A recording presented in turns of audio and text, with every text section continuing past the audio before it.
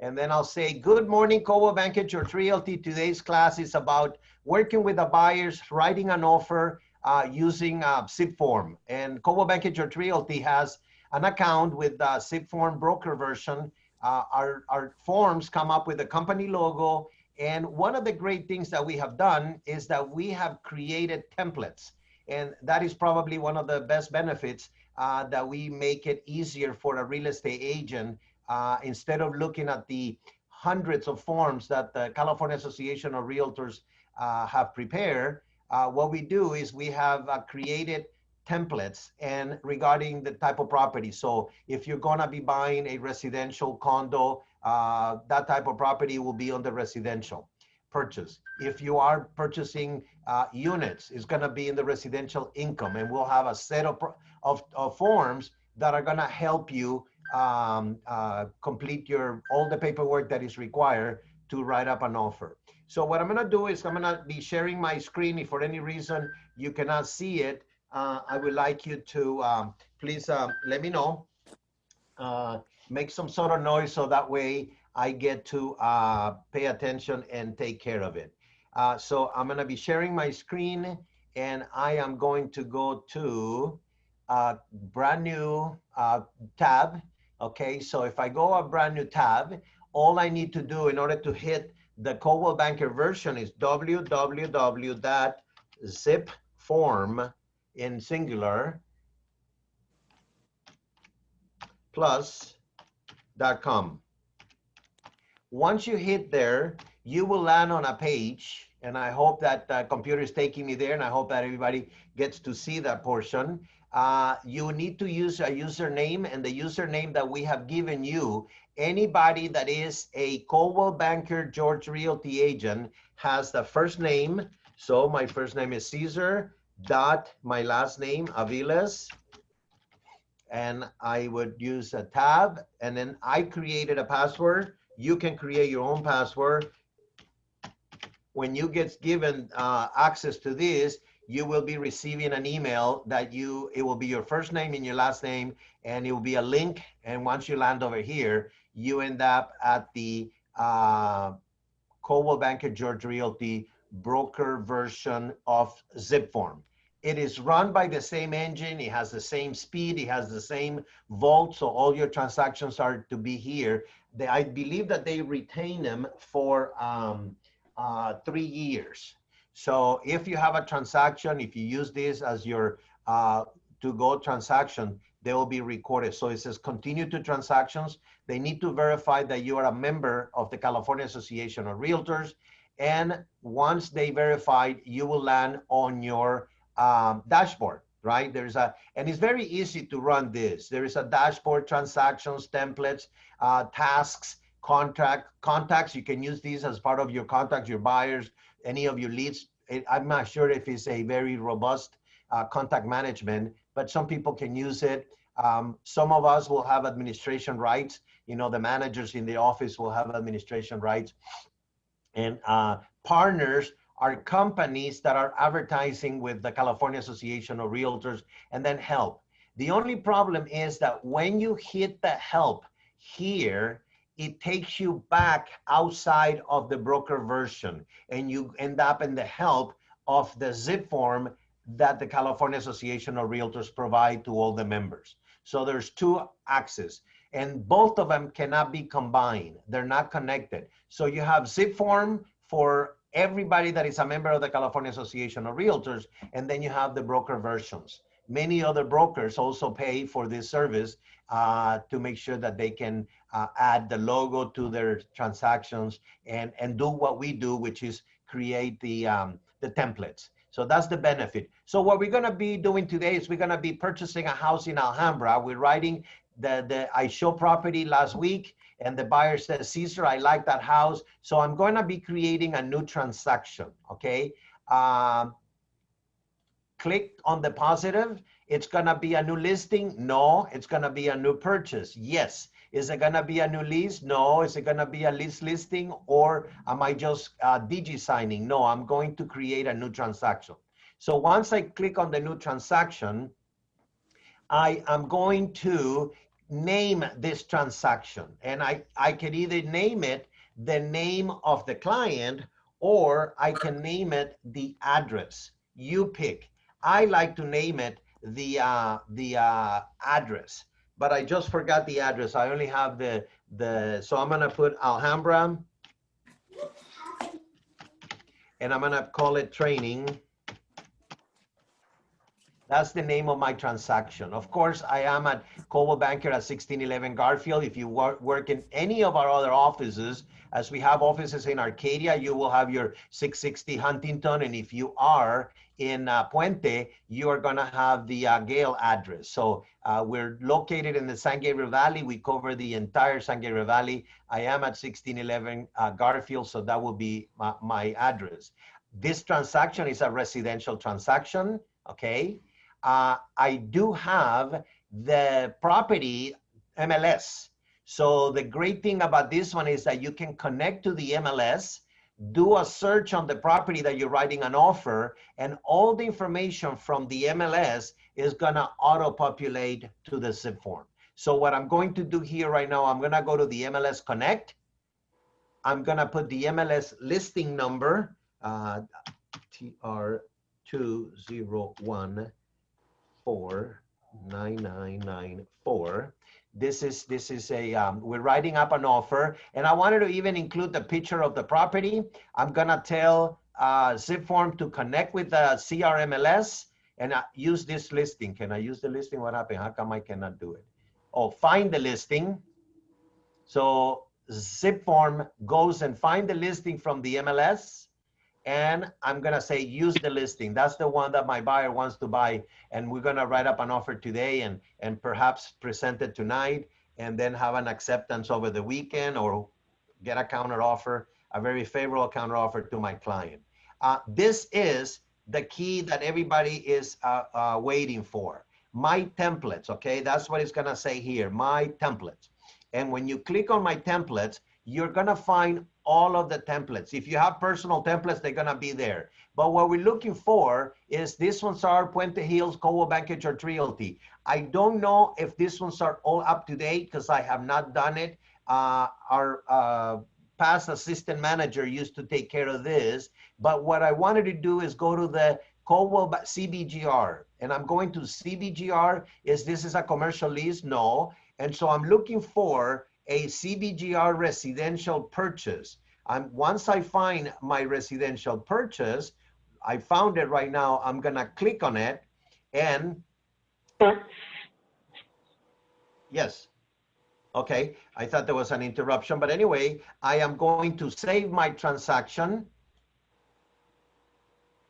and now I'm gonna have it over here in my dashboard, okay?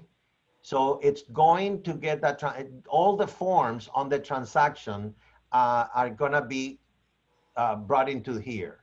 So my transaction, no, that's not my transaction. Let me go back to the list. My transaction today is called Alhambra Training. They given it a number because it's gonna stay here. It is an active transaction. Oh, why do I have names? Buyer, tenant. Maybe somebody's writing on this one. I have no idea. I don't know exactly where I am on that transaction, but I'm gonna open it up anyway. It says created just now and modified just now. So I'm not sure. I'm gonna open it up and I'm gonna go, maybe Juan is somebody that it was over here on the transaction. Okay, but anyway, I am on the transaction. Vivian Ling Chen is the buyer. I did not even put that Vivian unless somebody from the company is writing it up. Listing day, July, listing price $599. It includes the washer and dryer. So you can edit the property summary.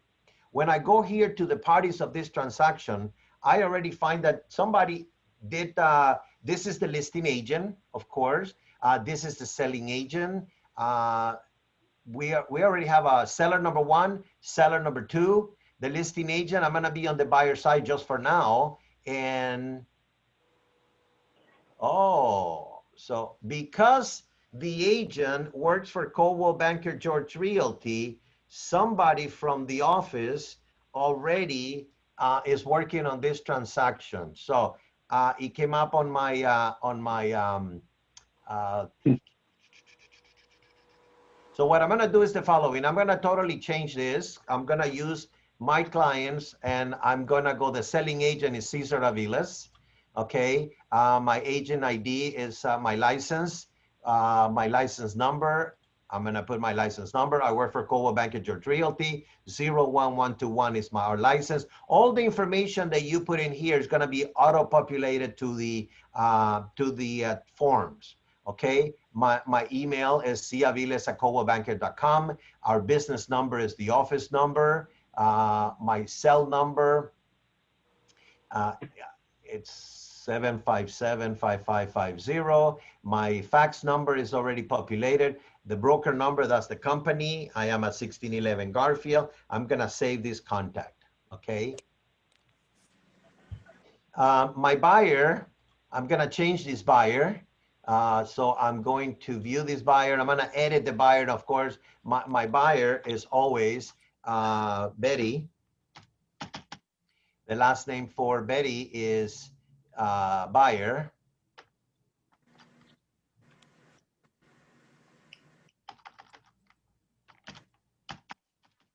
So the more information that I put here, the best that it's gonna be. So buyer, a CBGR. Oh, these ones are just fake, make-believe numbers. So don't, 5555-1212, cell phone number, any number that you can find, 666-1212. An email address for the client, buyer at CBGR. I can put an address. All of this information will auto-populate in the transaction, okay? If you were writing an offer with somebody that is a corporation or an entity, you will be putting here the name of the natural person. So for example, if I am representing Coldwell Banker George Realty, I would put here Coldwell Banker George Realty, but I will be signing. So I will be putting Cesar Aviles, my email, because I am a natural person signing on behalf of an entity, a trust, a corporation, or a probate, okay? If on a probate, I'm the, administrator of the trust or things of that nature. So right now I have Betty Buyer is my buyer. Okay. So on the selling side, on the seller side, I might find already that there is the listing agent is Jane, and the seller is Juan and Maria Amaral. They already brought in this information from the multiple listing service when I went and grabbed the information from it, okay? If I wanted to see who are the service providers, you'll be the home warranty, title company. All of these companies pay CAR to display their name and addresses over here.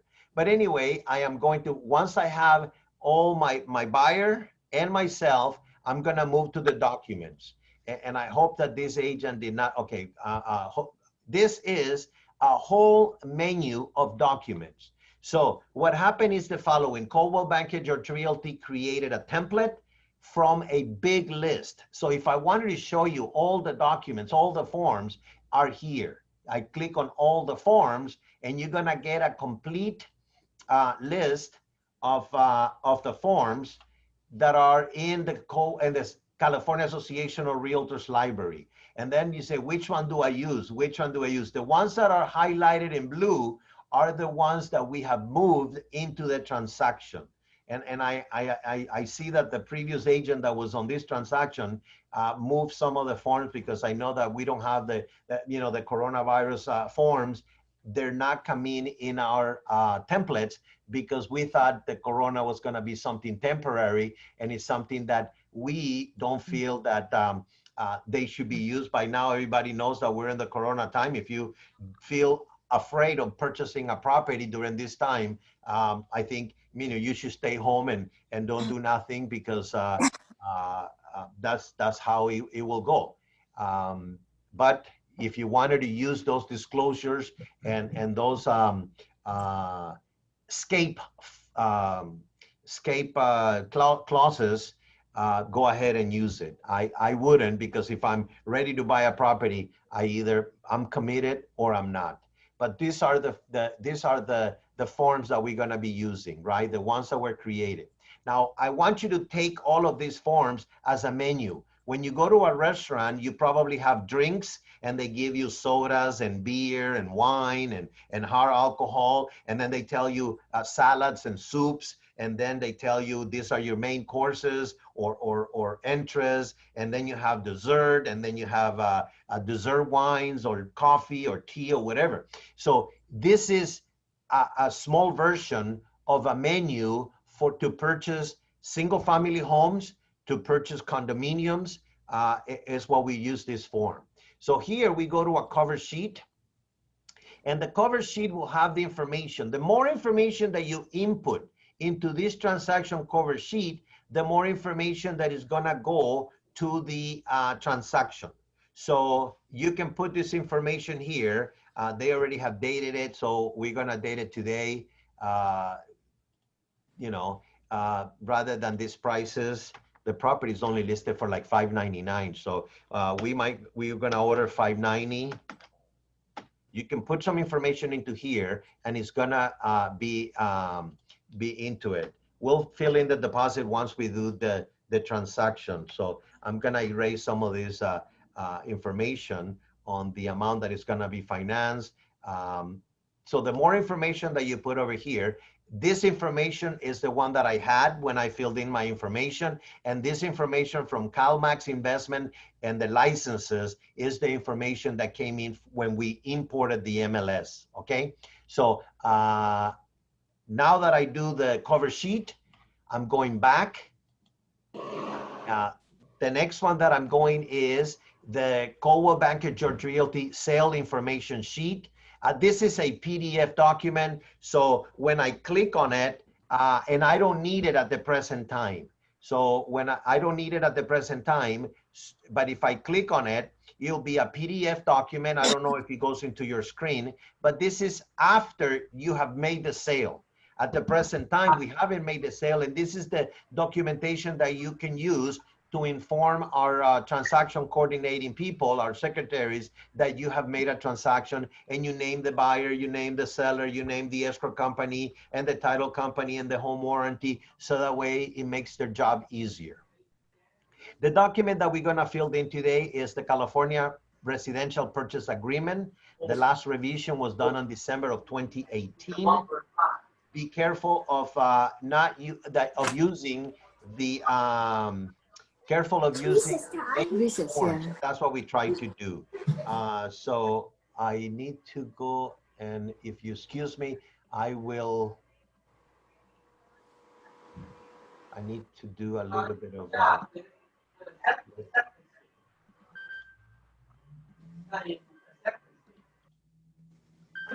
I have a lot of back noise, so if you can please mute yourself, I appreciate that. When you come into the room, I leave it on.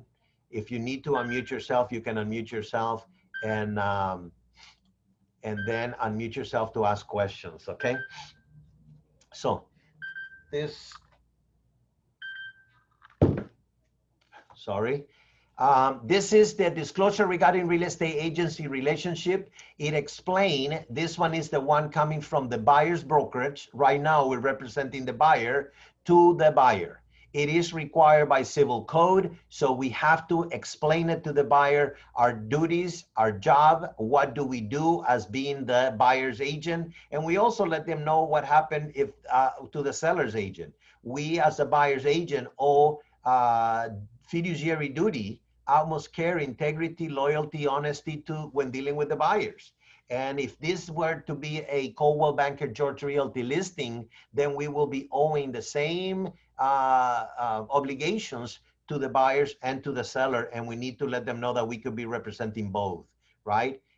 So the buyer will sign this. The date over here must precede or be the same date as when the offer is being written. And of course, Coldwell Banker George Realty is the agent or the broker. The license is 01121-690. And then I would be signing either digi-signing or with my pen, my name as if I'm signing a check and put in the date, and it should match the same dates as they are right here.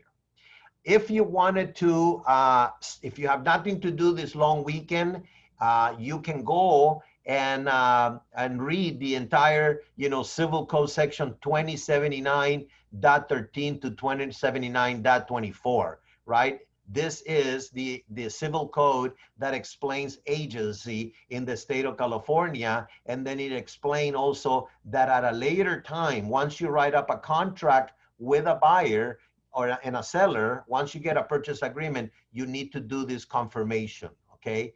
And so this is the way that you would do the confirmation. And I forgot that I needed to put it in full screen. Sorry, for those of you that need eyeglasses like myself. So this one is the disclosure regarding real estate agency relationship. These are the the letters that correspond to it, AD. Some agents love to speak AD, RPA, CDC, all those letters, but I like to name the forms by their name. Disclosure of agency. Okay, this is the civil code. Then there is another document that is attached to the contract. And I wanted to explain, as I always do, your purchase agreement is a tree, and then all of these forms become branches. And sometimes our tree already comes with branches, and we need to cut the branches because it doesn't apply to our transaction. Just like when we go into the menu, some of the forms do not apply to our transaction. So this one is where we ask the seller, hey, Mr. Seller, Mr. Buyer, I work for a big company, and I am not aware that somebody from the Puente office is writing an offer on this property. So we may have competition. So that's what you tell them. There are multiple buyers that could be buying this property. Also, there could be multiple sellers, properties that are the same description, and there are multiple sellers that are being represented by a broker. And then there could be a possibility that we will be representing both the buyer and the seller. If the property was listed by Coldwell Banker, George Realty, then we will be representing both buyer and seller. And we will be doing that confirmation at a later time. So the duty of a real estate agent is read the forms. You're going to be using these forms from today until the day that you no longer practice real estate. So it's a good idea to print them, read them, and understand them, okay? The buyer of the property is going to sign this form, and this form was done incorrectly because this was supposed to be for our buyer, okay? So this is our buyer's form, okay? Oh, no, on this one, yes, we do send it out. Excuse me, I'm sorry, I made a mistake. This one is the form that is the possible representation of more than one buyer or seller. And yes, originally, we're gonna have our client sign it. One, we send it out to the listing agent. The listing agent is gonna secure their seller's information and send it back to us, and it'll become part of our forms on our transaction, okay? So the next form is Wire Fraud and Electronic Funds Transfer Advisory. Guys, we live in Los Angeles County. Unfortunately, real estate prices are very expensive in Los Angeles, and some of the fraud, people like to see and take money away from where there is opportunity. So in big cities, there's always that opportunity. That's why pickpocketers, they're not in a rural America. They're in New York and Chicago, big concentration of people. It gives some of the bad apples in our society opportunity to take advantage of others. So we don't want our customers to be taken advantage of, and we understand that they're going to be wiring money to the escrow, or the escrow is going to be wiring money to them, or refunds. So therefore, we're going to give them this advisory. What I want you to think about it, anytime you see the word advisory, think about your grandma. Grandma always tell you, oh, don't go out. It's going to be too hot. Put on a jacket. Take off a jacket. Don't go out at night. Don't talk to strangers, So those are advisories, okay? So this one is an advisory to be careful when you're wiring money. Make sure that you confirm the wiring information. And that's what they're telling them over here. And if they're so concerned and they want to know more about all of this fraud, there's telephone numbers and websites. They can call the FBI, they can call the National White Collar Crime, they can call and go to websites and find out about how can they protect themselves against fraud using wires and transferring of money, okay? And the buyer will sign this documentation, okay? This is the Wire Fraud and Electronic Funds Transfer Advisory. We give it to the buyer signs it, and it becomes part of our documentation. Then we send it out with the offer, and then the seller needs to sign it so we can have that in our files, okay? Because remember that we owe fiduciary duty to the buyer, but we also owe duties to the seller to protect them, act in good faith. So that's the part that we need to do. So the document that everybody was waiting for, right? The California Residential Purchase Agreement and Joint Escrow Instruction. The last time this was revised is in December of 2018, and forms by the CAR are revised in April and in November, and then they publish them, I think is in May or July, and they publish them in December. So that way we have the new year on forms. I have not heard of any changes to the form, but I'm pretty sure that there is already a group of real estate agents with attorneys trying to make sure that we use the latest forms, because we are not supposed to be practicing law. We can only explain these forms, right? The California Association of Realtors form, we are trained to represent clients using this form and fill in the blanks. So today is the day that we prepare this offer, right? If we were preparing the offer yesterday, we could have prepared it yesterday. So you put the date. Today's day is September the 4th, 2020. This is an offer from Betty Buyer. It is a contract, so please don't think that some of the buyers will say, oh, put an offer, tell them that we'll pay $350. It's not that, it is more formal. Writing an offer is a formal commitment. If the seller signs it and say, yes, I accept your offer, you are in a California contract. And once you're married, then you need to divorce, and people have to agree to get divorced. So don't just take it very lightly. Writing an offer is writing a contract between a buyer and a seller. Okay, so Betty Buyer is buying 409 San Marino Avenue, California. It is located in the city of Alhambra in Los Angeles County, 91801, and it has an parcel number 534, blah, blah, blah. We are buying it for $590,000. The close of escrow, right, on this part is you can put anything you want. Yes, most people wanted to say 30 days, and I don't want you to just put 30 days. You need to ask the lender, how long will it take to get these buyers approved? Some lenders take a little longer. Remember, because of coronavirus, maybe the appraisals take a little longer, maybe the inspections take a little longer. So, or maybe your buyer, the money, the down payment is coming from a gift, and you need a gift letter from grandma, or the money is coming from a retirement account, a brokerage account, somebody needs to sell stocks. So you might need 45 days, right? Over here. You may need 39 days, and you can put any time you have. I always like to change it. I don't use round numbers because I wanted to see if the listing agent is a smart agent and is paying attention and reading it. That's how I can tell if the agent knows what he's doing, because I'm also putting my commission in the hands of the listing agent. I do not recommend to put a date over here and use a calendar, okay? Because if you think, oh, we're gonna close by October, and I'm gonna say we're gonna close by October 15th. What happened is that I don't know how long. Remember, today is a weekend, and they're gonna, maybe the seller is already out of town. They went to Las Vegas, and by the time the listing agent present the offer, it's gonna be Tuesday. So we already killed 4 days. By the time they give me a counter offer, another 2 days. By the time I talk to my buyer and get an answer, another 2 days. And then all of a sudden, I only have 10 days to close the escrow. I may not be on target for October the 15th. But if I put within 30 days or 30, whatever days I put in here, the information is 30 days after the acceptance. So no matter when is the acceptance, acceptance becomes day number 0. tomorrow becomes day number 1. That's how you count them. And the days that we're counting on any real estate transaction is calendar days. Tomorrow, Saturday, day 1.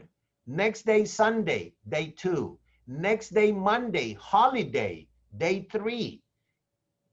Tuesday will be day 4.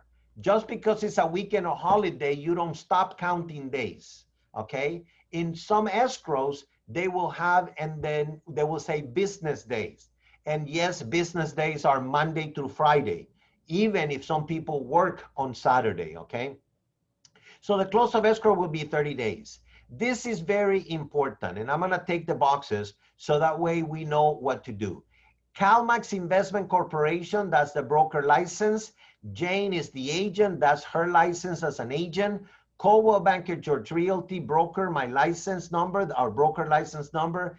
Cesar Avila is my license number. And in this case, CalMax is representing the seller. So the company and the agent representing the seller. And Coldwell Banker is representing the buyer, okay? Now, if this would be Coldwell Banker, right? If this was Coldwell Banker, then we will have to say that Coldwell Banker is representing both the buyers and the sellers. Got it?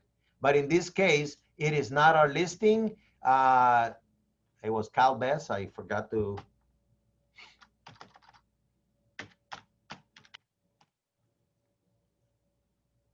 Or Cal West, I don't remember. I'll get it anyway, so we'll put Cal Best. All righty, so this is just for practice. In this case, Cal Best is representing, now it's not letting me, let me take the boxes out, yeah. It's representing the seller, and Coldwell Banker George Realty representing the buyer. This is one of the stuff that a lot of agents forget to do. Please don't.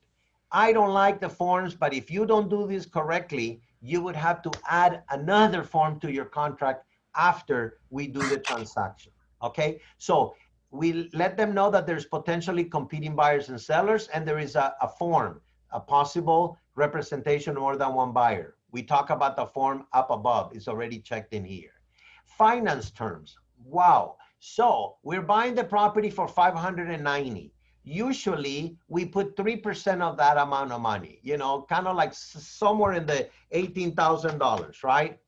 So we're going to put $18,000 as a deposit, 3%, because 3% is the maximum that a seller can go after the buyer on a liquidated damage clause. We will see the liquidated damage clause. It is very hard to determine what are the losses for the seller. And so the seller and the buyer agree to say, you know what, if I default, if I don't come through with the purchase, the maximum you can take is 3% and you can have this deposit. You can do any amount, right? In real estate or in any contract law, $1 is you know, you can put $1 and this is enough consideration to write up an offer, okay? But in this case, we're writing an offer and we're gonna put in here 18,000, right? Now, guys, if I were you and I'm writing an offer and you tell the buyer, you know what, why don't you, how much money you gonna put? Oh, we're gonna buy this house with about 200,000 down payment. Why don't you open escrow? You can go crazy and say, okay, we're gonna put $100,000 as an open escrow. You might be sending a message to the seller that you mean business. I am here to buy the property, and then at the end of the escrow, I'm gonna buy your house for the 590. I am gonna go get a loan for whatever amount is here. I don't remember what I did here. So the loan amount, you can use a calculator there, right? And find out what the payments are gonna be. So in this case, if I'm putting 100,000 down here and I am going to put a loan of, you know, what would my difference be? You know, I'm gonna borrow $300,000. Then my additional down payment is gonna be 190. 190 plus the 100 that I left in escrow at the beginning, it gives me the 590. If I am going to borrow 400, right? Okay, I'm gonna be putting the 100 down initial deposit, and then I'm gonna put $90,000 when we close escrow. But Just so you guys don't give me so much trouble, I'm gonna put $18,000, okay, as initial deposit to open escrow. I am going to tell my buyer to deliver a personal check, or I am gonna tell the buyer to deliver a cashier's check, or buyer will direct deposit. Buyer shall deliver the deposit directly to escrow. Please, Coldwell Banker George Realty, we do not have a trust account. We do not like to take checks. We want the buyers to directly send the money to escrow once this offer is accepted. It says here, within 3 business days. See, here it says business days after the acceptance, okay? Within 3 business days, the buyer will deliver by electronic funds 18,000. You can say by cashier check if it's cheaper, or by personal check, no big deal, because the escrow may have 30 days to make sure that that check clear, right? So in this case, I'm the one writing it. I like to get a personal check sent to the escrow company within 3 business days for 18,000. Now, if the B, increased deposit, we rarely use this or never use this, okay? Never use this. We use this in the event that the buyer doesn't have the money in the checking account and is waiting for somebody to give him the money, and then after opening of escrow, you're gonna be putting an increased deposit. If you do that at an after time, then you need to fill up another form, so RID, so don't do that. Okay, if this was a cash offer, and you click the all cash offer, then all of the financing boxes disappear. You cannot check FHA on a cash, right? But if you take it off, now you have the terms for the loan. So we're borrowing $400,000. The first loan will be a conventional loan. If it is an FHA, you click FHA, but if you click one of these things, you are gonna get another form, another branch to your purchase agreement, okay? If you're gonna get second financing, some people buy a house and they borrow a credit line. Sometimes they put 10% down payment, or they put 50% down payment, whatever happens to be the case. And then they borrow a first loan and a second loan to purchase the property. Or they don't have enough down payment and they're gonna put a 10% down payment, and then the seller is gonna carry the other 20% and the bank is gonna finance the 80%.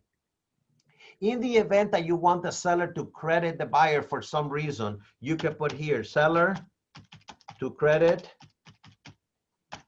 buyer, $5,000 for closing costs. You can do that, right? If you need the buyer, if the buyer doesn't have enough cash, that they need the seller to credit the money, and they usually will the buyer, if the buyer doesn't have enough cash, then the seller can credit the money. Usually those buyers, they pay higher price to finance the amount of that they're looking for.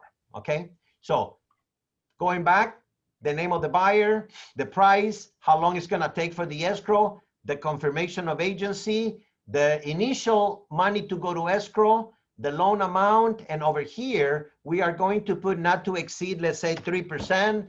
Interest rates right now are like about 2.75 for excellent credit people, or you can always put here 3.25 or 3.35, whatever your lender is quoting you, and it will say not to exceed. In the event that there is I don't know, maybe an earthquake tonight or a tsunami, and the banks decide to raise the rate to 5% on Monday. When you wake up on Tuesday, the rates are 5%. Then the buyer and this transaction can say, I'm sorry, I don't have to perform because my interest rate is 3.35. You could also change it and modify it. I mean, if the buyer still wants the house and still qualify for this new payment, then they can continue and make a move. So not to exceed also the expenses, I would say not to exceed 1% of the loan amount, right? So buyer shall pay points not to exceed, because anybody can purchase an interest rate to go down. If you pay 2% or 1% or 3%, you can buy down the rates. So here, I'm gonna make sure that I put an amount to protect my buyer.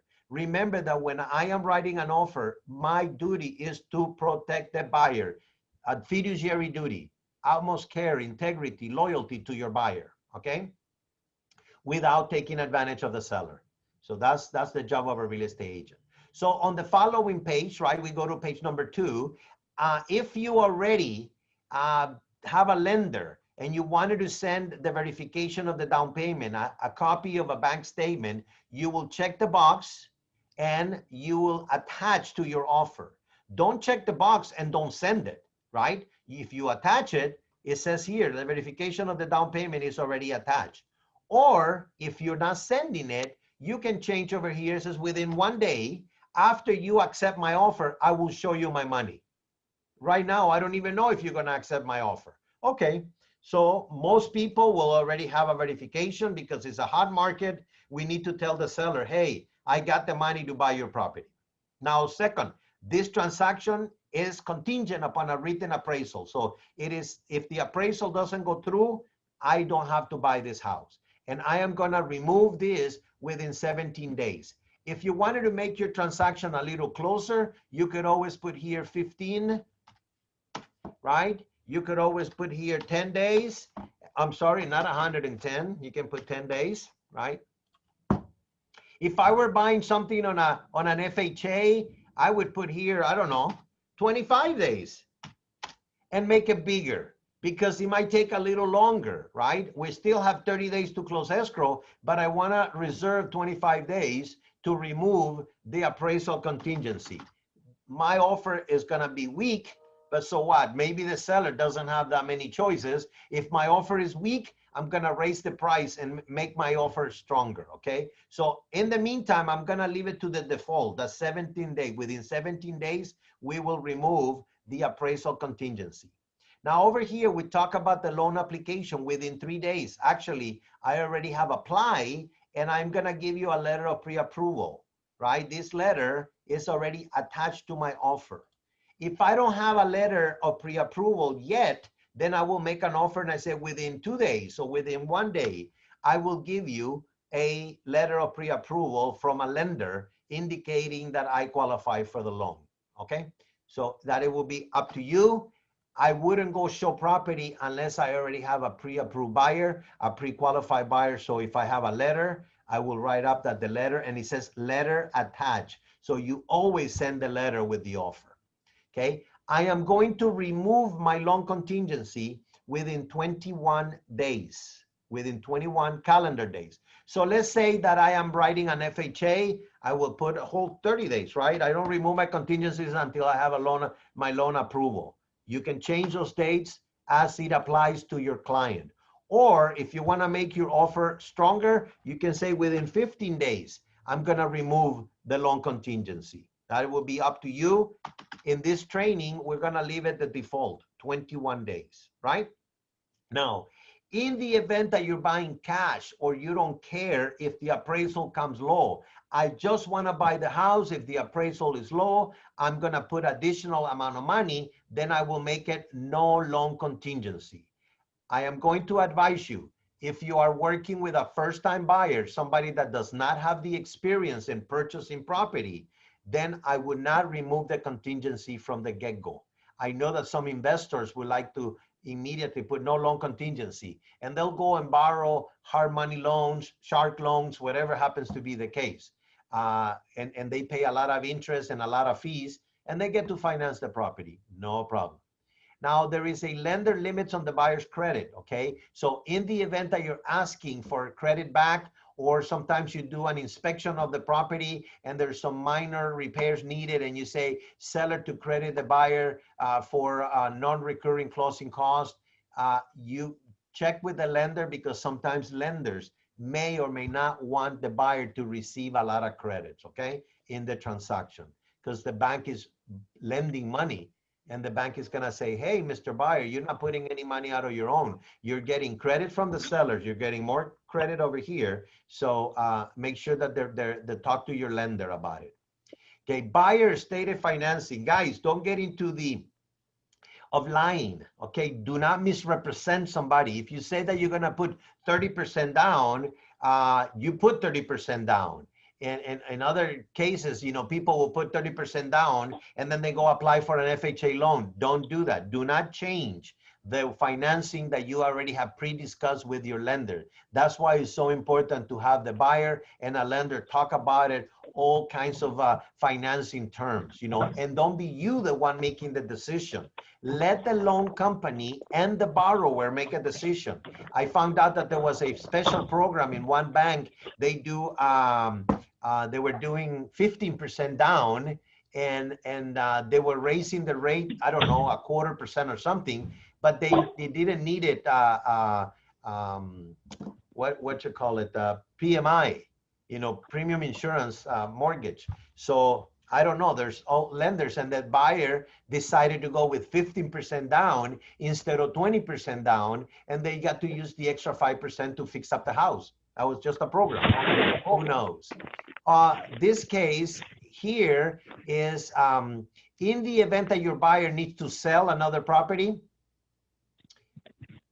you will have check the box that this agreement and the buyer's ability to obtain the financing is contingent on the seller being able, I mean, the buyer being able to sell their home and obtain the financing, okay? They have to sell a property, like they're selling their condo and they need to sell the condo before they can buy the house. So they'll check the box. If you check this box, there's gonna be another form, COP, contingency of purchase. So there'll be another branch on your purchase tree, okay? A lot of the time I hear this backup offer. If it's not a backup offer, if it is a backup offer, you need to check the backup offer, and there's another form. And a backup offer needs to be presented and accepted. I hear a lot of listing agent, oh, the property sold, but I can give you as a backup offer, and you don't sign nothing. That's hogwash. Don't believe that. Unless you have a signed backup offer, position number one, you have nothing, okay? So don't get sucked into that.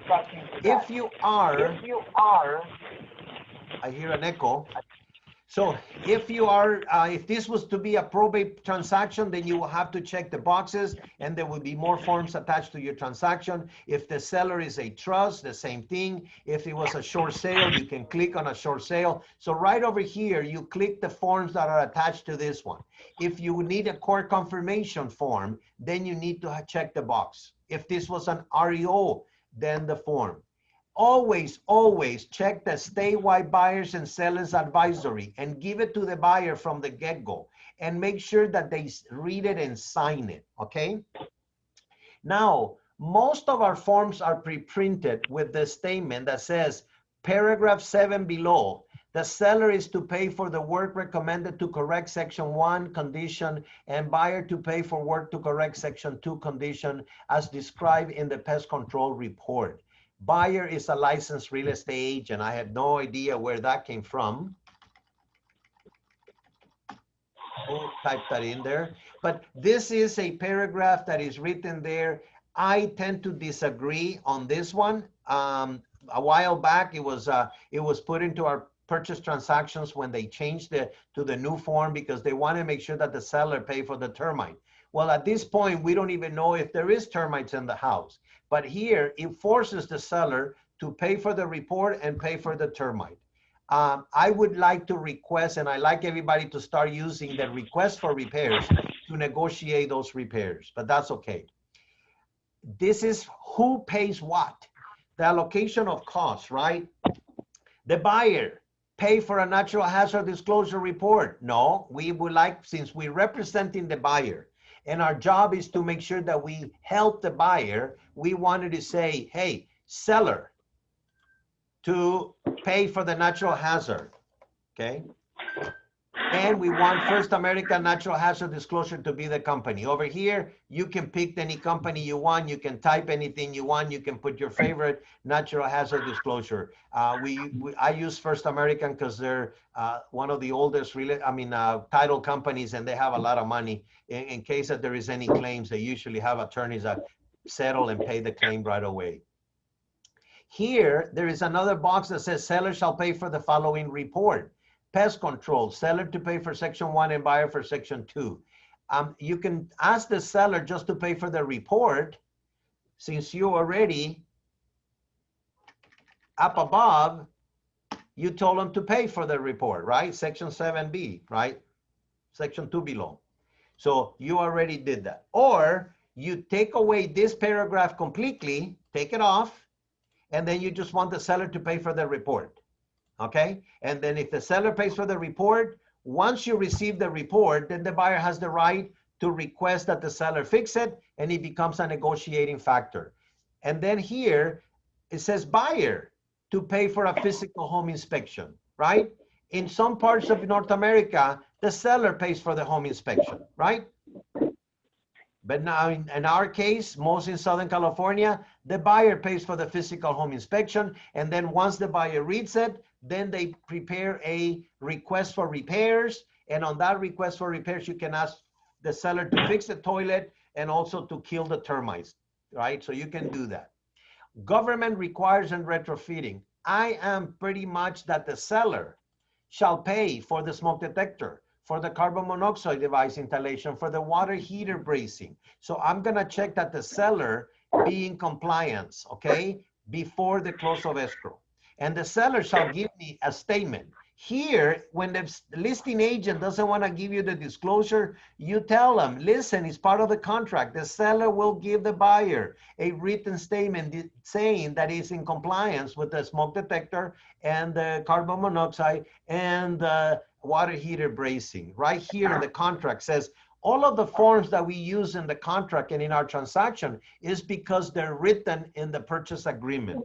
It's not because Caesar or Skyslope or Joan or Lori wants to get the forms. You know, I would like to read one page only and have a transaction. But unfortunately, the law requires to use this contract. And because we're using the contract, we have to comply with all the forms and all the requirements, okay? So when we go to page 3, it's still asking who pays for what. And I want, when I'm writing my offer, I want the seller shall pay for compliance with any, if there is any, minimum mandatory government inspections and reports. Some cities, the city of Azusa, the city of El Monte, the city of Los Angeles, the city of Santa Monica, they do have a pre-transfer of the property inspection. And so I want the seller to comply with those inspections. And if there is something to do, I want the seller to take care of it, right? And then also I want the seller to pay for compliance with any mandatory government retrofitting. Some cities like the city of Los Angeles, they want a earthquake emergency shut-off valve for the gas meter. So I want the seller to take care of that, right? That's part of my offer.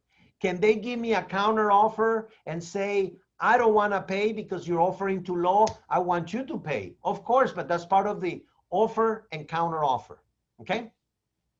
The next thing that we have over here is escrow and title. Who pays for escrow and title? Well, you can do like this if you wanted to. You can have the seller to pay the escrow fee, right? Nothing wrong with asking. But in Southern California, this is not, in Southern California, this is not how it goes. In Southern California, it is customary that the buyer and the seller share, right? Share the escrow fee.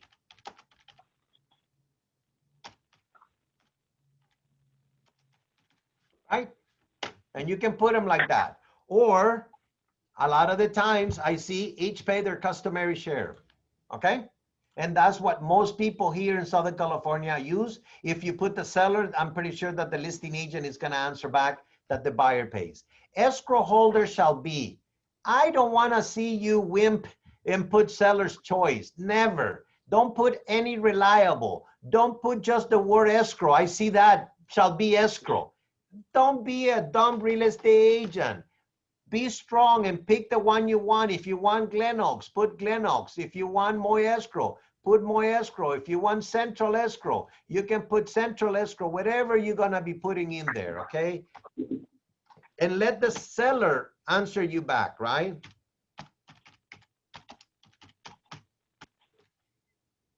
You put Central Escrow, and that's the one I want for my buyer. I don't know. They speak Mandarin, they speak Cantonese, they speak Spanish, Tagalog, they whatever. You can put it because of, just because you like the word Central. Don't put seller's choice. That's my advice to you. The next one, escrow number 2, comes to title, right? We want the seller to pay for the owner's title insurance policy that is specified in paragraph 13. Owner's policy to be issued by Tyco Title or seller's choice. I don't want to put seller's choice. I want to put the company that I like, or I want First American. I like Angie. Angie's been doing my title for 100 years, right? So I even put the company and I put the sales rep. So my sales rep gets the credit, right? Or you can pick any company, Yolanda Arenas at the WFG National Title Company. Or if you like any company, then you put the name of the company and then you put the name of the title company that you want, okay? So those are the title companies that I use. So I will put, I want First American to be my title, right? Here, who's paying what? I want the seller to pay for the county transfer tax. I want the seller to pay for the city transfer tax or fee. Now, I know that in Alhambra, there is no city taxes. But if you're not sure, what you can do here, you put if any. That means if there is no taxes, nobody pays, right? So you can do that. Seller shall pay for the city transfer tax, if any. So if there is any cost, I want the seller to pay. But since I'm writing an offer on a property in Alhambra, I'm not gonna show the listing agent that I am not a good agent. I know what's going on in Alhambra. This is not a condominium, but if it was a condominium, I want the seller to pay for the HOA transfer fee. If it was a, here, cannot ask the buyer, because by law, civil code, you got the nice word, civil code. If it is a civil code, it's by law, it says seller pay for HOA fees, okay? Over here, I want the seller to pay for the HOA fees for preparing all the documents. Sometimes HOA charge $250, $100 because they have to make a lot of copies, okay? The buyer is to pay for HOA certification fee.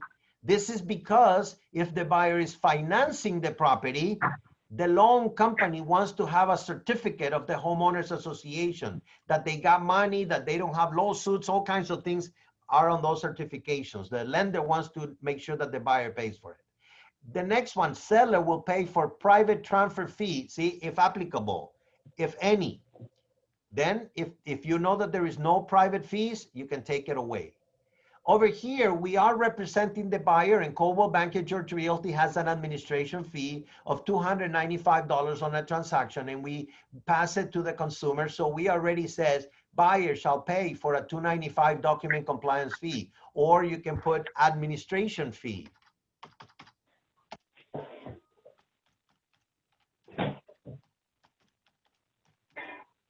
And guess what, guys? We spend money on SkySlope to keep these records for many years. So in the event that is 3 years from now and somebody comes up to me and asks me, Cesar, we would like to get the copies of the transaction. And if the client pay for the $295, I will go and make photocopies of the transaction, hand it to them free of charge. But if he doesn't have the $295, then I would say it's a $295 record fee. And you want a copy? It costs you $295. Here, give me the $295. So those of you that by any chance have not collected in the past, if you want a copy, it will cost you $295 for a copy. Thank you very much. Okay, here, if there is any other cost, seller to pay or buyer to pay, right? You can even say seller to pay for, you know, cleaning the house. Professionally, I've seen all kinds of things. Shampoo, or we're in coronavirus, so seller shall pay for whatever it's called, sanitizing or corona virus. Okay, and there are several companies, and the fees are anywhere from, I don't know, $500 to $1,500. And there are companies that will give you a little certificate. They go and spray a little water with bleach all over the house, and you know, that's how they do it. That's how they charge. That's their business. Then here we're asking the seller to pay for a cost not to exceed $1,100. My goodness, that's a lot of money. I believe it's somewhere in the 750 the upgraded version, including air conditioning, pool, spa, and then this one says value plan, septic, guest house. So they're including a whole bunch of stuff over here. You could even say appliances, right? So the refrigerator, the stove, anything that goes wrong, the home warranty company will repair or replace. All righty. So in the event that the buyer doesn't want home warranty, make sure that you check the box and it will say buyer waives the purchase of a home warranty, right? And that way we are protected. That the buyer says, oh, I would have bought it if I could have, if somebody would have told me. No, you waive it. The next paragraph goes with what is needed, right? What is included and excluded from the sale, okay? What brings you back to your days when you got your real estate license. The chandelier in the dining room is excluded, or the fireplace equipment is included, or the swing set in the backyard for the kids is included. So here explains that everything that is existing, electrical, mechanical, lighting, plumbing, heating, ceiling fans, fireplace, gas logs, solar power, built-in appliances, everything is existing, it's included. Plus, I'm including the stove, I'm including the refrigerator, I'm including the washer and dryer, right? If it doesn't have washer and dryer, take it out, don't be dumb. If it doesn't have a stove, if vacant completely, don't do that. If it includes the stove but doesn't include the refrigerators, do it this way, right? You have the right to change the excess. When I'm writing that offer, I want my buyer to get all the benefits. So I want the stove, the refrigerator, and the washer and dryer. But the buyer tells me, I don't want none of that greasy stove or old refrigerator, then don't put it, right? Then tell the seller, please, when you move your junk with you. We don't want your filthy stove or your old refrigerator or or the washer and dryer, then don't write it. But in this case, we want it, so we we check it. Anything that is phone automation system, you can be included on the sale. Control, thermostats, all of that. Watch out. Some of these new houses or some of these old houses may have a lease, right? Or lien. They're still paying for the solar system. Some of the people are paying for air conditioning system, right? Those people that own a home, they get phone calls every day. Hey, you qualify for a solar system. Hey, you qualify for a roof improvement. Hey, you qualify for a window treatment. And then they make them sign a hero loan and all this government. You qualify for the credits, right? And these people get hanged by these unscrupulous lenders that lend them a lot of money, and it goes with the taxes. Oh, don't worry. And when you sell your house is going to be worth more money. Nah, it's just like telling me that just because I have new tires in my car, my old car, my car is going to be worth more money. No, every car needs a tire, right? So don't fall for those things. So in the event that the solar system is rented, make sure that the owner of the solar system doesn't come up and knock on the door and say, hey, you owe me $50,000, or I'm here to take it out when you buy the house. So be careful on those things. If it is excluded, if there's something, I mean, people have big screen TVs now in rooms. They have bars with refrigeration, with beer and wine cellars, wine coolers. Make sure that is addressed over here, because some seller says, I didn't say that I was going to include my wine cooler. Oh, but it was already stuck in there in the kitchen. But it wasn't included. I'm taking my wine cooler to the next house, and you get problems at the time of the walkthrough, okay? In the brackets, anything that is attached to the wall, floor, ceilings for components will remain with the property. Or you want them, hey, take all your brackets out. I don't want to have your hanging, television brackets. I want you to remove it and patch the holes, okay?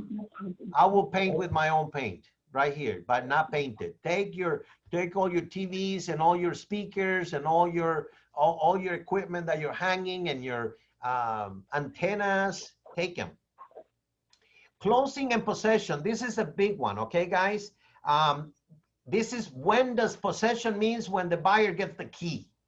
Buyer intend to occupy the property. In this case, yes, my buyer wants to move into this house in Alhambra. But if he was an investor, buyer does not intend to occupy the property, okay? Lenders, take a look at this sometimes. So the buyer intend to occupy the property as my buyer primary residence. If the property is occupied by the seller or if the property is vacant, possession, meaning give me the keys of the house at 6 p.m. on the close of escrow. That's what the contract says. It doesn't matter that in the listing it says close of escrow +3, close of escrow +5. There's always, hey, the seller wanted to retain 3 days after so he can move his junk. But if you don't negotiate it here at the time of the contract, you would have a big argument at the time of closing escrow. In the old days when I was doing real estate, we used to say not to exceed no later than 3 calendar days. That was the norm back then. But people, I don't know, in today's society, everybody fighting with everybody. People don't like everybody, and one day makes a lot of money, and people are penny pinchers on 1 day interest. My goodness, right? Like if it's costing your life. So now what they do is they will say, give me the house at the close of escrow at 6 p.m., right? No problem. Or if you want to have the house at a different time, you can put different time, morning or night. You could always say at the close of escrow at 11:59, right, p.m., before midnight. I want you to give me the house. Okay, we'll send Cinderella to deliver your keys. But anyway, that is the statement. If you want to give the seller time, then you can put it here. Or if you want to have a date, you put the date, right? And you put the time and you put the date, a calendar, and you say, I want my house no later than that day, if there is an occupation date. The next page talks about if the seller is gonna stay in the house, okay? And if the seller is gonna stay in the house, the seller becomes a tenant. And there is a form called seller in possession, okay? The seller in possession, if you're gonna stay there for less than 30 days. If the seller is gonna stay there more than 30 days, then you need to have a rental agreement, okay? And make sure that you do a residential residential lease agreement, okay? After the sale. Make sure that you talk about insurance, may talk about what happened with damages, what happened to walkthroughs, if the house burns or whatever. For those of you that were in the meeting, you know, this week's meeting, Peter talked about fire in a house. So who's responsible if something were to happen to the house while the seller stays in the house, right? Now, if the property is occupied by tenants, it's a total different story. I would like, if the property is occupied by tenant, to be vacant at least 5 days before the close of escrow. Why? Because I'm gonna do a walkthrough. I wanna make sure that the property is there and it's not damaged, right? If it's not vacant 5 days, I can delay the close of escrow, right? Or I am an investor and I'm buying this house and I don't care if the tenant stays in the house, then I am gonna check this box, right? And it will say tenant to remain in possession of the property. Okay. Now, at the close of escrow, the seller will assign to the buyer any assignable warranties. Like, for example, if they have a stove warranty or air condition warranty, all the mailboxes that are connected, if there is a security systems, alarm, all those wires that they use the passwords for those, you know, if you have a Ring doorbell, if you have cameras, if you're leaving those cameras, make sure that the seller will provide the keys, the passwords, the codes. Otherwise, they will be in a breach of the contract. Now, guys, by law, remember statute? Remember when we were talking about civil code? Statutes are laws, okay? And it says statutory and other disclosures, including the lead base. The lead base is a federal disclosure that needs to be given. No, you know, if any house was built before 1978, then you need to provide that FLD, the lead base. So right here, if a listing agent doesn't want to give you the papers, if I am asking for the papers, if the transaction coordinator is saying, Caesar, you owe me these papers on the transaction, and you cry and you say, the listing agent doesn't give it to me, make a photocopy of this paragraph and say, Mr. Listing Agent, you're in violation of the contract because it says here, by law, the seller shall give within that time specified, delivered to the buyer, required by law, fully completed federal lead-based paint disclosure, and a pamphlet, a booklet that talks about lead. You need to give me by civil code, you need to give me a transfer disclosure statement, TDS, section 1102, section 1103 of the civil code of the state of California. You need to provide with a natural hazard disclosure. You need to tell me if this property is a mellow ruse. You need to tell me if the property has a bond of 1915. So all of this is statutory, TDS, ABID, all the forms are right here. Mr. Buyer and Seller, give me your SPQ, give me your ESD. Tell me if somebody died in the property in the last 3 years. Tell me if the property is close to a industrial zone, okay? So make sure that you either use the ESD or the SPQ to have those questions answered for the buyer. It is not because Caesar wants them. It's not because Peter Cam wants to keep his broker license active.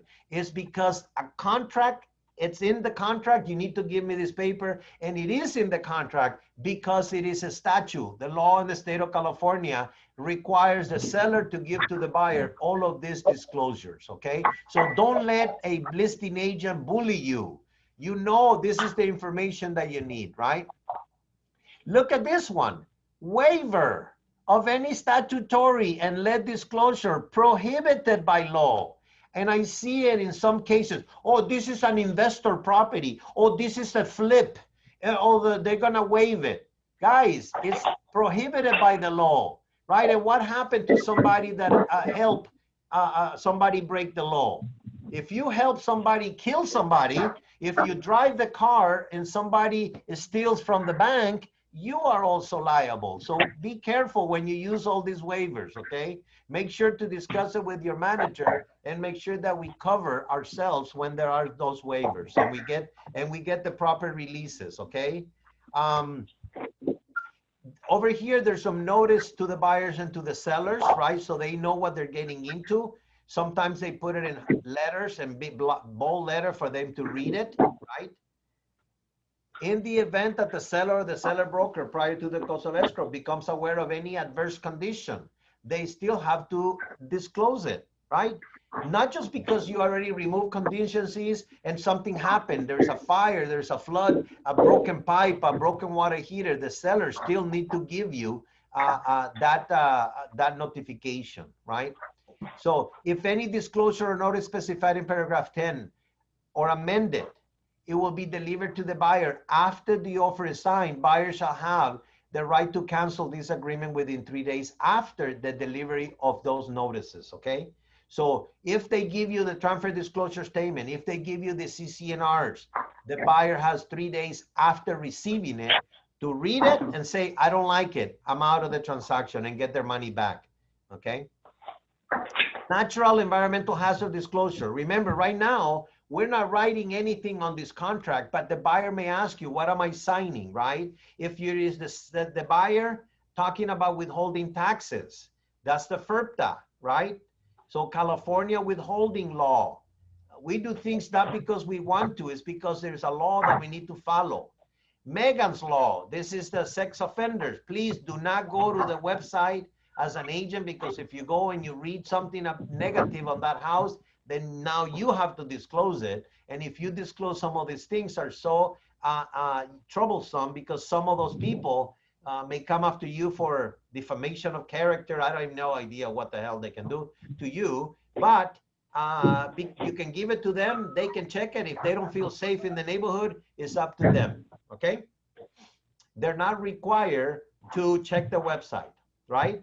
So if the buyer wants more information about Megan's Law, the sex offender registration on the neighborhood and the police, broker recommended the buyer obtain information from the website, or they can check with the police, right?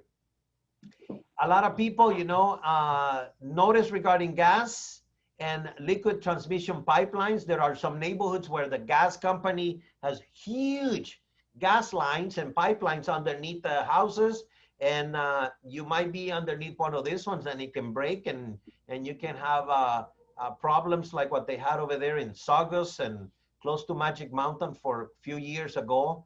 There was a pipe leaking. Here's the website where you can go and take a look at it. It's a government website. Condominium plan development. If this is a condominium, the seller has 7 days after the acceptance to disclose to the buyer that the property is a condominium and give you that information, and also give you the condominium information, okay? They have to give you the HOA, within 3 days. Seller has, after the acceptance, to request from the HOA all of the information about the CCNRs and all that other expenses and reserves, and if there is any lawsuits against the association, right here, all that information. Oh, we haven't gotten the CCNR. I hear that when I'm asking the agents. Guys, within the first 17 days, 90% of the paperwork in a transaction should be already in the file. Signed by the buyer, signed by the seller, signed by the listing agent, signed by the selling agent. Especially TDS, AVID, SPQ, LED, FERPTA, all of that paperwork should come into the file within the first 17 days. And most of the agents, listing agents, are lazy giving it to you. Buyer's agent don't want to do it because, oh, we don't even know if the loan is going to go through. Well, do your part, take care of business, and go get the next transaction. Just in case the loan doesn't go through on this one, you still have another transaction to go to, okay? You got diligent. That's what your job says, diligent, working for the buyer, best interest. And working for the buyer's best interest is to get all the disclosures from the seller early on the transaction, and make sure that the buyer reads them, understand them, and accept them. If the buyer doesn't like them, cancel the transaction, move on to the next one. The quicker, the better. Don't suffer for 30, 45, 60 days. Oh, my escrow is gonna fall. No, let it rip, close, and move to the next one. The successful real estate agent don't cry over a transaction. They just move on to the next one. Now here on paragraph number 12, we're telling the buyer that they have the right to inspect the property. They can hire anybody they want. They can hire their priest, their minister, their feng shui master. They can hire an engineer. They can hire a space. They can hire a scientist to look at the property. Of course, they have to have an inspector to look at the property. They can go to the police. They can go to the neighborhood and park. They can talk to anybody they want to regarding the transaction within the first 17 days. And if there is something that they don't like about the house, cancel the transaction, move on to the next one, okay?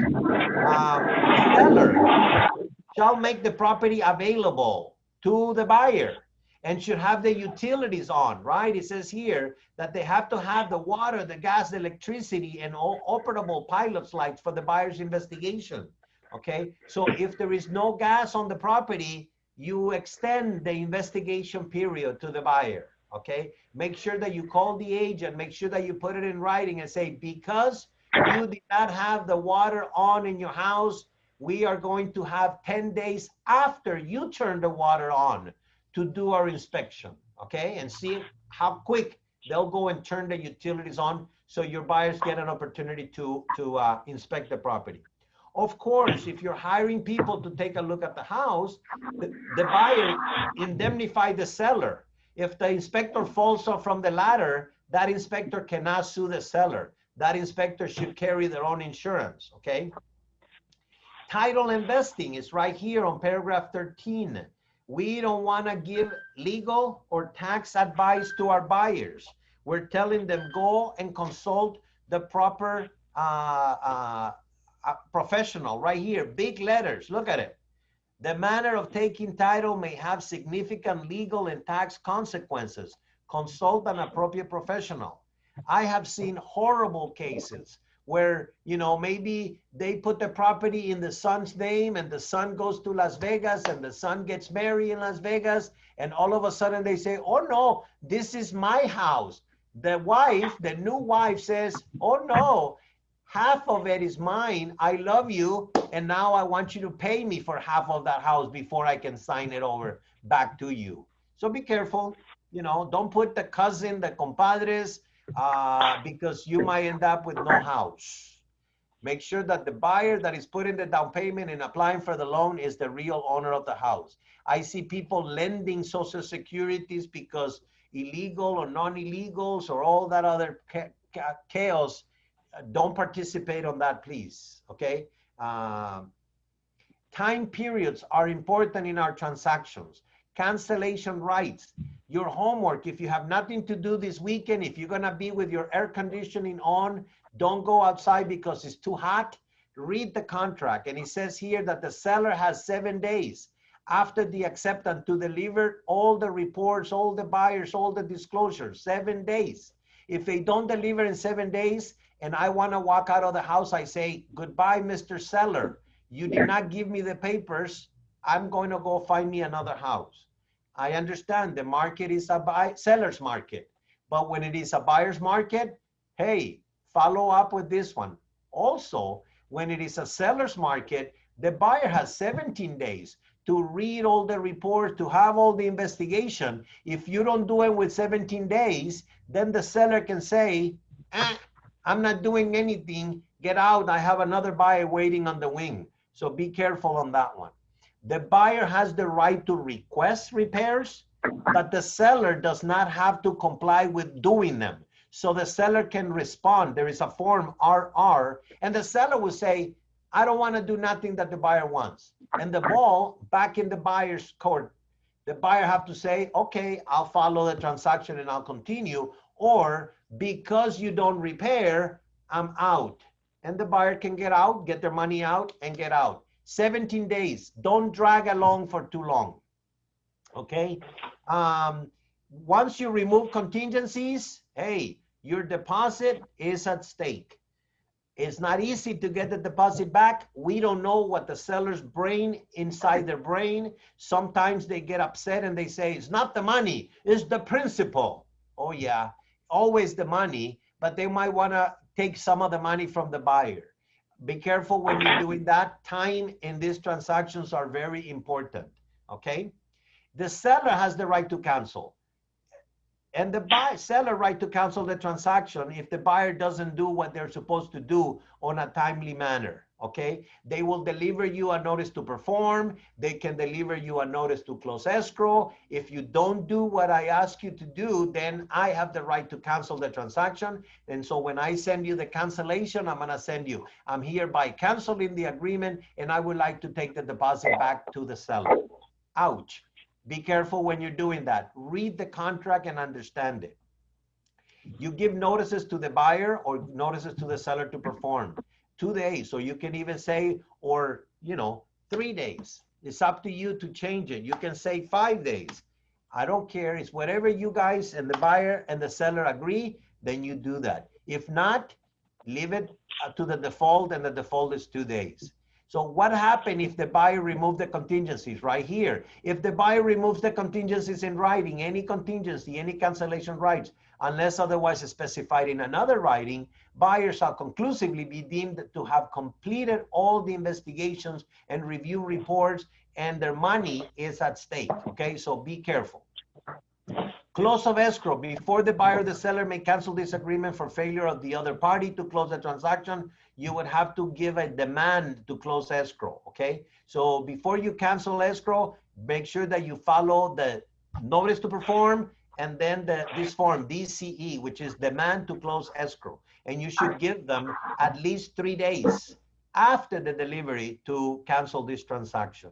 What happened with the deposit? Here's the explanation. What happened to the deposit? What about if the seller doesn't want to give me the deposit and he's just acting like a jerk? Well, there is a civil penalty of up to $1,000 if they refuse just for refusing to cancel the instructions, you know, in bad faith. So civil code, another, the law can penalize the seller up to $1,000 just because the seller doesn't want to cancel in bad faith, you know. Final verification of condition, we call this a walkthrough, the final walkthrough. Legal is called final verification of condition. This one is not to renegotiate the agreement. So you go to the walkthrough just to make sure that the house is in the same condition as when you bought it. Or if they're doing some repairs, that those repairs on the request for repairs are already completed.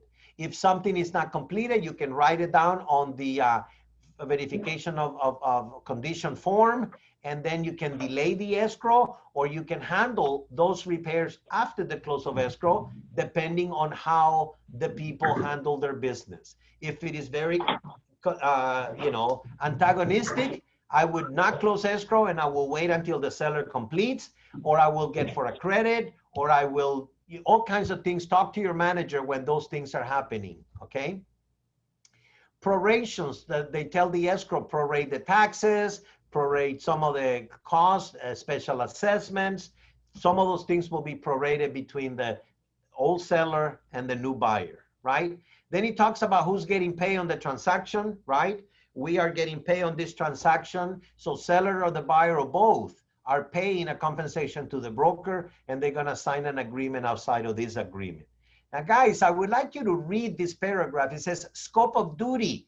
This is your job, nothing else, nothing more. Don't do more. We are not immigration people. We're not lawyers. We're not plumbers. We're not roofers. We are real estate agents. It says, buyers and sellers acknowledge and agree that the broker does not decide what price a buyer should pay, or the seller what price should you accept. When they ask you, how much you think I could offer? You say, gee, you know, I'm glad that you think that I am, you know, that I have a crystal ball. I don't know what the seller will take. I can only give you comparables. The house over there, $395. The house over there, $425. Anywhere between there, it's fair game. This house is in good condition, so please offer more. Or this house has multiple offers. I just advise you, if you like to get the house, offer more. How much more? As much as you want to. Don't be the ones telling them how much to offer, okay? Because when you do that, when you put a price, you lose. You never close a transaction. Representative capacity, we discuss it when there is somebody, a natural person that is representing an entity, a company, a trust, when there is a person that is representing another one under a power of attorney. So that's how you determine that representative capacity, and there is a form. There is a buyer's representative capacity if the buyer is an entity, and there is a seller's representative capacity if the seller is a company, a corporation, or the person is acting as a power of attorney. These also are escrow instructions, right? So we're telling the escrow, please follow this. That's why we need to give a copy of this to the escrow company, and the escrow company is going to read all the paragraph 1, 3, 4, 5, 6, 7, 10, and the escrow is going to pay attention to those things so they can provide title policies and record the transaction, all of that, okay? So buyers and sellers will receive escrow holders general provision. Those are the rules of the escrow company, depending on which escrow company you're going. As of Coldwell Banker does not own an escrow company, we have friends and independent escrow companies. There are three kinds of escrow companies: broker-owned, independents, and title company. They're licensed by the Department of Insurance. The independents are licensed by the Department of Corporation or the Secretary of the State of California, and the broker-owns are by the Department of Real Estate.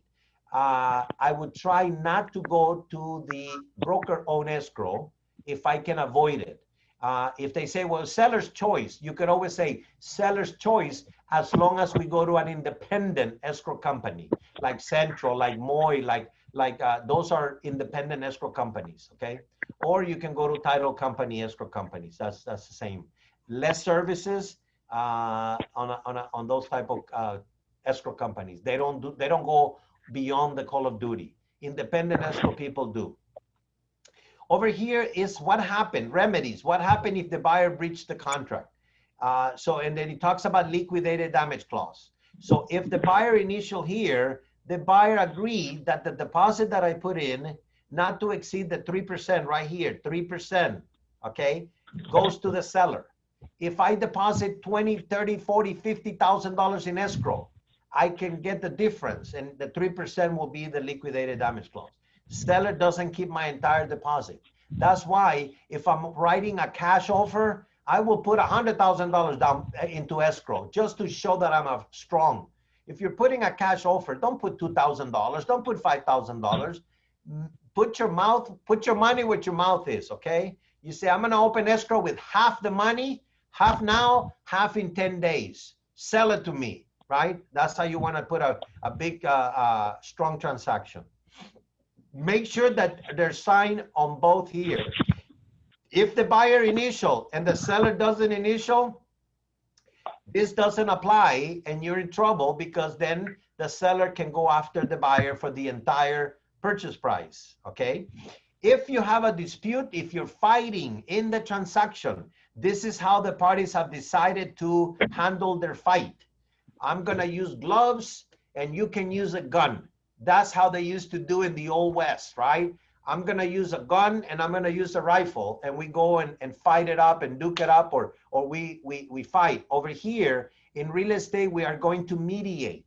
In the event that a buyer and the sellers are having trouble, there is a website right here, consumermediation.org. You can send whoever is fighting to go there. Whoever wants mediation, they have to start the mediation and they have to pay for the mediator to begin with. Of course, at the end of the mediation, they can decide to split the cost. But very seldom people, when they're fighting, they want to mediate. If they do not mediate correctly, they can arbitrate. Arbitration, and they also, whoever wants to arbitrate, have to pay for the arbitrator. It is a shorter than court right now because the courts are closed. That will be the best way to settle your disputes. If you have a fight with somebody, make sure that you go to an arbitration. An arbitration is can be sent to the court, and it could be a binding arbitration, okay? And once it's a binding arbitration, it gets recorded in the court system. It is just like if you would have gone to court. It's a judgment filed against somebody, okay? So make sure that the buyer signs this arbitration and the seller signs the arbitration. So in case they're fighting, we avoid going to court. We settle problems through arbitration, okay? And there's additional mediation and arbitration terms. If this is a probate that you cannot go to arbitration, you still have to go to court. You know, this is legal stuff done by lawyers. And then it tells you, brokers shall not be obligated or compelled to mediate or arbitrate unless they agree to do so in writing. So there'll have to be another mediation and arbitration in the event that we wanted to be part of those arbitrations. The selection of services. Who picked the escrow company? Who picks the title company? The clients do. Even though we give them some recommendations, brokers do not guarantee that they are going to perform. You know, we cannot tell them if, you know, an escrow company is going to be honest and truthful or whatever. We just, you know, give them the name of the escrow company and they agree to go to those escrow companies. The property, we belong to the multiple listing service. All the information is going to be disseminated to the multiple listing service. The price pay, it goes into the MLS. Attorney's fees, of course, attorneys prepare these forms and they want to make sure that they get paid if they win their case. Assignment, buyers shall not assign any and all part of the buyer's interest in this agreement. We do not like to write those offers, you know, Joe Smith and or assignees. If you write it this way, get a counter offer that says those assignees' name to be named at the time of opening of escrow. That way you know for sure who you're dealing with. In case of a dispute, you don't know who they were going to assign it to. So there is no, who are you going to go after? You don't know who they are until they name them, okay? So be careful when you use assigning contracts and use assignees. Equal housing opportunity. I don't have to repeat myself. I keep telling you that the state of California, there's about 29 protected clauses, and the property sold in compliance with federal, state, and local anti-discrimination law. Be careful.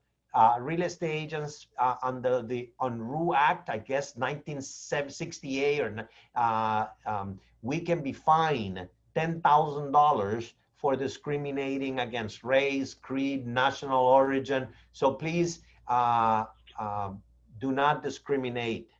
Coldwell Banker George Realty does not discriminate. We're an equal housing opportunity.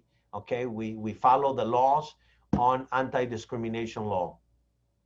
Terms and conditions of the offer. This is an offer to purchase real estate. It is in writing. So all of that is in here. Time is of the essence. So do not delay. Any party can cancel if you go beyond the time. If you don't understand, or the clients want to understand the terms of the transaction, there are some definitions. What does acceptance means? What does agreement means? What is a CAR form means? And it's an explanation of forms. I think you as a real estate agent should read this and understand them. You know, when you're talking about days, what happens with days after, you need to know how to explain that. The day ends at 11:59 p.m., okay? You know, so up until 11:59 of day 3, you still can go to escrow and open the escrow. But what happened if escrow is closed, business hours, right? Maybe they have a night depository and you take a picture and you put 11:59 and you deposit the check in escrow and you take a picture of the escrow company. Maybe that would help you in court. I don't know. It will be subject to the mediator, the arbitrator, or a judge to decide.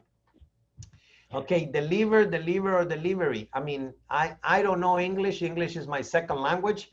And so I read this thing and I understand that what do that means, okay? Electronic copy, electronic signatures. These things can be signed by electronic, and they can also be signed in counterparts. If the husband signed the contract and the wife signs an identical contract, the two signatures don't have to be in the same paper, okay? The same thing goes with the buyer and the seller. One seller is missing signatures, and I send a copy of that blank form to the other client, and the other client signs it, and he reads the same and he means the same. I can put the two copies together and the contract is good. Now this contract will expire. This contract will expire within 3 days. If it's not received, accepted back to me, or if I don't get a counter offer back to me within 3 business days, or if I can put here my name because I'm representing the buyer, that paper should come to Caesar at Coldwell Banker. Okay, I am authorized by the client to receive the notices by 5 p.m. on the 3rd day, right here, after the offer is signed by the buyer. Now, I understand that sometimes we go beyond that. Make sure that on a counter offer, you connected this transaction with the counter offer. Always make sure that there is a clearly identified, this is a counter offer to the purchase agreement that was dated this day.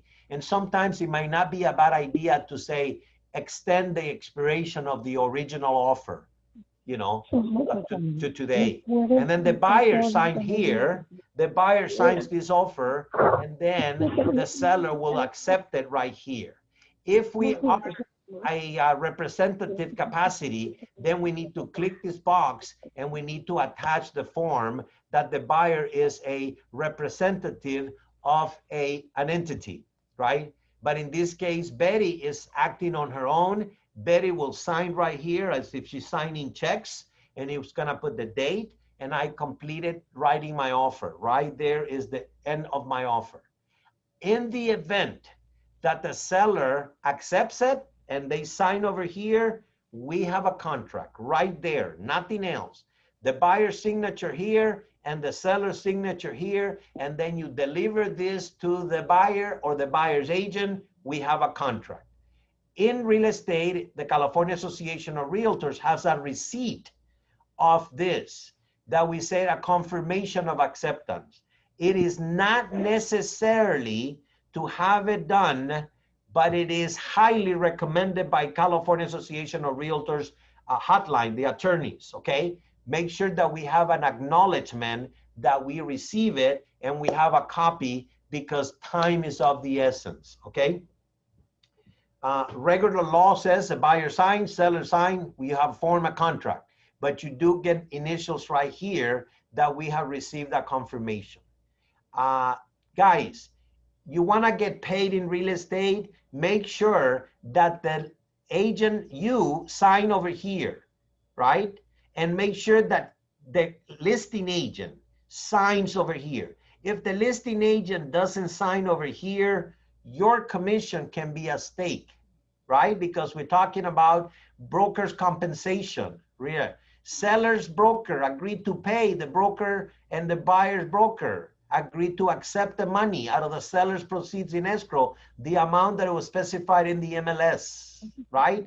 So make sure that the other broker signs your contract, otherwise your commission may be in jeopardy. This is not part of the contract. That's why it's outside on a box. It's on the same piece of paper, but it's not part of the contract. And then this one is also the escrow holder acknowledgement is just an acknowledgement. It is not part of the contract. Of course, Coldwell Banker George Realty would like to receive this page in our file. And that's why sometimes we ask you escrow acknowledgement. Well, this one is the escrow acknowledgement. We want to make sure that the escrow signs that they accepted the deposit in here, and we put this in our file. In the event that the offer is rejected, we want to make sure that the agent signs here, or initial, and they put the date that they presented the offer. And then if it gets rejected, we want to make sure that the seller rejects it right here, okay? Now, I wish this box will be on page number 1. So that way I know that the seller saw the price that I was offering. But unfortunately, they put it on the last page, on page number 10. This concludes the purchase agreement.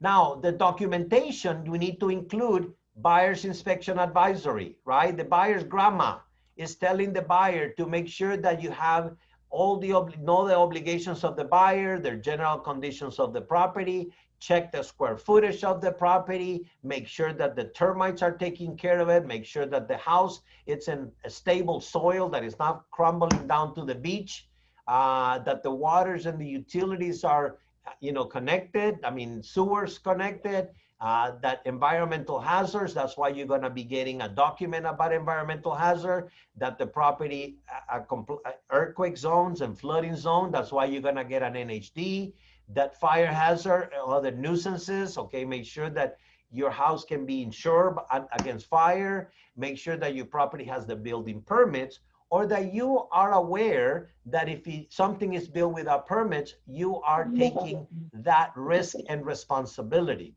Same thing goes with security and safety. Make sure that, you're buying a property, barriers for swimming pool. If you're buying a house that has window bars, make sure they have releases, check the neighborhood, the area, personal factors. Some maybe religious beliefs, maybe historical, maybe it's close to the beach and is on a wetland properties, meaning you cannot modify some windows, some balconies if you are in Huntington Beach. If you're in a condominium complex, you cannot change it because there are homeowners association requirements. So you give that information to the buyer. Because of coronavirus, and I told you, then these people attach a California Consumer Privacy Act. This is a new law starting in January 1 of 2020. Californians, need to give this form to every consumer, right? And so they sign it, and this becomes part of our file. It's the California Consumer Privacy Act. We at Coldwell Banker George Realty do not share Social Securities or transactions with anybody. So if it is your transaction, only the people in the file, the buyer, the seller, has a right to the documentation, the listing agent, the selling agent, but nobody else. If I get a phone call from Susie Q and say, hi, I understand that you guys are selling this property and I wanted to know who's buying it, who's selling it, or how much is it? That is confidential information. Coldwell Banker George Realty does not disseminate that information. Our staff are trained, our transaction coordinators, our listing coordinators do not share that information with nobody, okay? If you are the agent, we don't share that information with another agent that is not in the transaction. That's why whenever you are partnering with somebody, we make you sign a notice that you guys are sharing commission or something. So please do not even ask, okay? It is a confidential information. Well, it is about 11:50. I've taken a lot of time. I am going to stop sharing my screen. I am open up the microphone the chat box. I'm gonna unmute everybody. So if you have any questions, I'd be delighted to answer it to the best of my ability.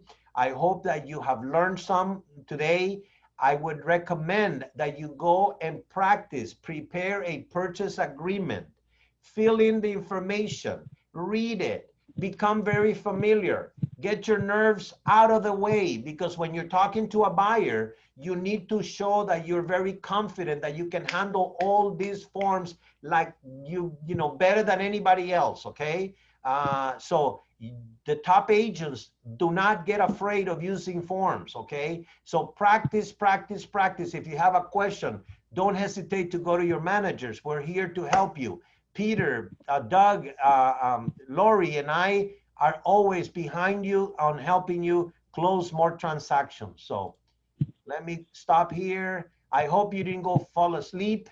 I appreciate there was 19 people coming to the class. A couple of people left, but I am here. If anybody, I'm gonna unmute. Where is my security bar? Hold on a second.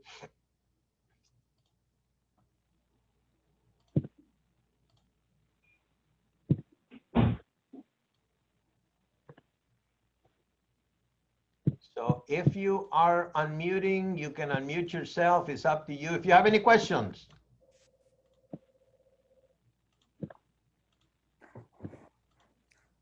Hi, Caesar. Yes.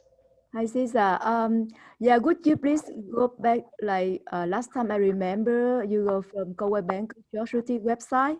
You can assign from there, right? Like the zip firm. Yes, yes, yes, that is correct. I just took the shortcut, okay?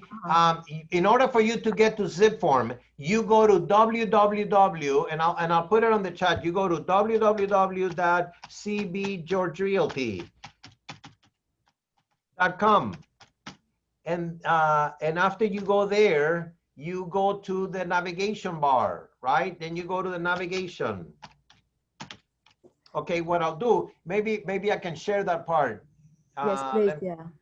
Let me see if I can do that. Share the screen. I'm gonna see if I can do that. Let me find a.